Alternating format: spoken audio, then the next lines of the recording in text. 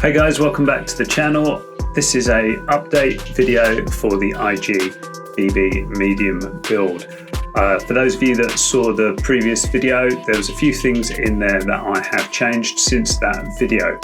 As I said at the time, there aren't really any other build videos out there for this build, and actually making that video started a few conversations in company and in a couple of other discords, and I've actually gone from there to make some changes to my build, which I'm going to share with you now because I think we've got to a slightly better spot with this build. Namely, we're going to be talking about the way that I split my damage between fire and ice, and also the attribute splits, and then thirdly some other amulet choices for you guys to consider.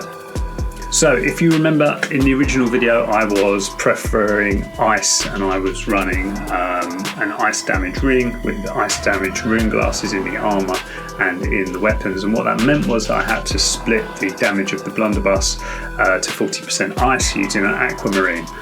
That meant that I couldn't have a opal, and going back through VODs and talking to people, I think that is damage that was being left on the table. So obviously if you're going to have an opal in your blunderbuss, then you have to keep it full fire damage, so at that point you have to swap all of your damage over to fire. So that's what I've done. I've got now ignited ring glasses in my blunderbuss, which will benefit from the fire damage ring that I now have, and I've now got fire ring glasses in my armor as well. So this ring I was lucky with this. This was only 30k. Leeching is a great third perk. As we said in the last video, things like infected is also good and refreshing, or of course hearty. We've got now an opal in here, so I'll get more damage then, obviously, if I fire my grenades when I don't have full stamina. And we've got an opal and a fire or ignited ring glass in the ice gauntlet as well, so that we get the benefits that I talked about in the last video of the damage ticking across when pylon is out. The only real damage that I'm losing through swapping to fire is the frost attunement. Obviously in the previous build, the frost attunement would have benefited from an extra 15% on that tick, but it's not the biggest tick in the world, so losing 15% off of that versus what damage I'm gaining from the opal on 100% of the attack obviously makes a big difference, because before, 15% for ice damage, 5 from the ring, 10 from the armor, ring glasses, would only have been affecting 40% of that damage. So overall it's a big damage upgrade for the blunderbuss by going this way. Second thing I wanted to discuss was amulet choices. One amulet which I have been sleeping on, which is definitely an option for you to test out, is the Champion's Amulet.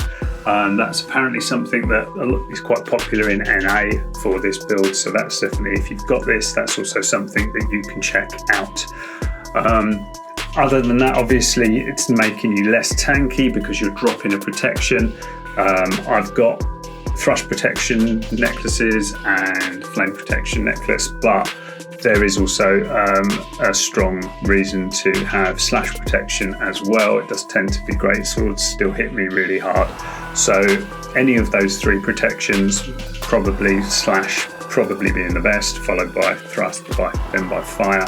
But it really depends on who you're facing and what sort of players they have. So just keeping them in your bag, keeping different options for those is a good idea. But Champion's Amulet is something that is worth you testing out. Okay, so here we are back over in Valor Hold now, and we're going to talk about attributes. So this is what I was running last time, and you know, there was an argument for running intelligence when I had the 15% ice damage, because that did mean that my storm and my ice pylon did hit pretty hard. But as we've talked about, now I've moved back to fire. We really don't want to be worrying too much about that ice damage and thinking more about the ice gauntlet as really just as utility and not for doing any damage at all. It is, you know, mostly stat pad anyway. So what we want to do now with our stats is see if we can maximize the damage that we can get out of our grenades. So if I fire my grenades down here,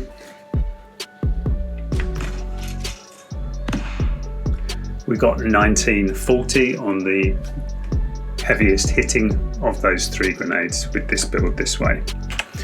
So let's have a look at a couple of different options with the respec. So we'll keep it at 200 for right now. We need this to be at least 150, and this was something I tested in the last war, having 150, 165, 200. So we had 1940 before, and now we've got 2272. So you're talking about at least another 300 damage there on your grenades by changing the attribute split. So that's pretty big, and that was just on 1 grenade. So all 3 would be a lot more, and the dots more, etc. So there's some other options we've got here. Let's have a look at what's the best one. Okay, so if you went 165 con instead of 200 con, then you could either have 150 strength or 200 strength and then 150 or 200 intelligence. So let's have a look and see which of those is better. So we've got 2373.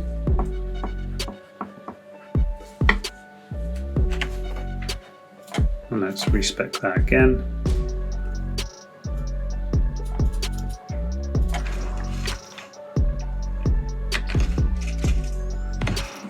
And that's 2437. So that's another 50 or so on your damage there with your blunderbuss. So this is definitely going to get you more damage. But then if I fire this in now and I don't have full stamina, I get the proc from the opal, and we're up to 2600. So that is a much more damaging grenade than I was previously using, and that's probably one of the ways to go. Obviously, running 165, or in my case 162 versus 200, you are going to lose this 200 perk.